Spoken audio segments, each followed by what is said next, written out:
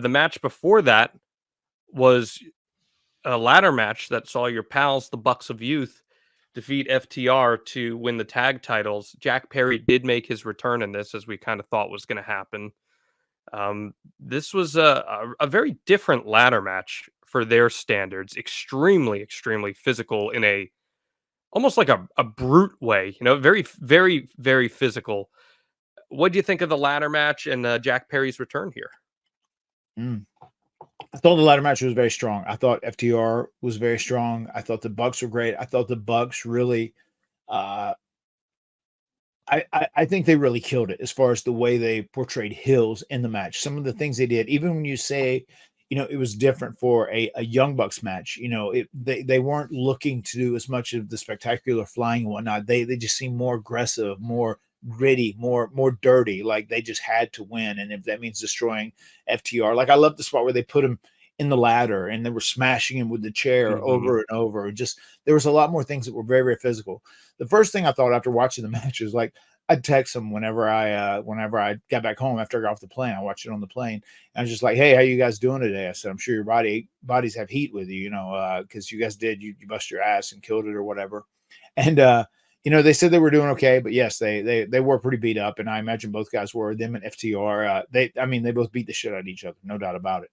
And then the Jack Perry return, I thought was done so well. I loved how it was set up, how it looks like it was a jumper a fan who came in and like tried to shove down the deal. I loved how security was on him immediately.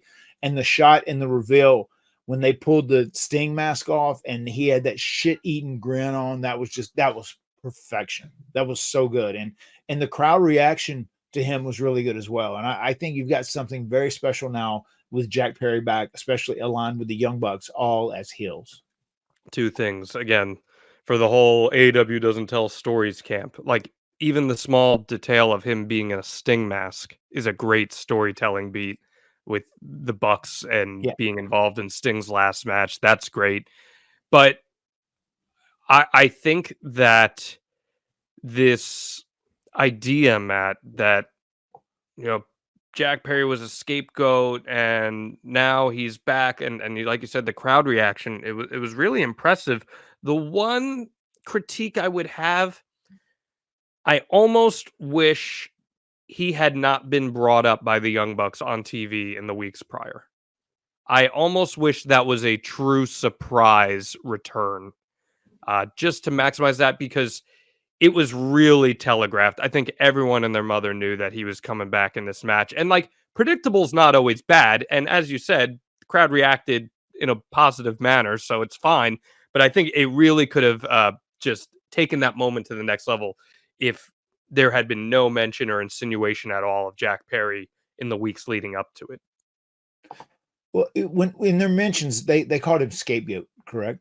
They call him scapegoat. They're looking directly into the camera. Scapegoat is the moniker he's been rolling with. No, I know. I know, but I almost feel like, once again, and I'm just going to hit this point, I feel like someone like you or me, a diehard fan, someone who's in the know, does it all. And you know where I'm going with this already. I do, but I got to cut you off there because then that was hammered on even more by airing the Punk footage and owning in on Jack Perry being involved. So all of those things, that just, I don't know, it kind of was like beating you over the head with it, I felt like.